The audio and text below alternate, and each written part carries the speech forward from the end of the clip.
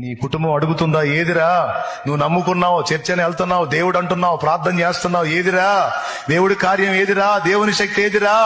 ఏదమ్మా దేవుడు మన జీవితంలో చేసింది? ఏదమ్మా అని అడుగుతున్నారు కదా.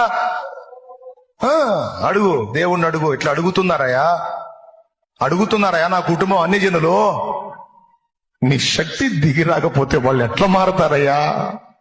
నీ శక్తి చూపించకపోతే వాళ్ళు ఎట్లా మారతారు ప్రభువా?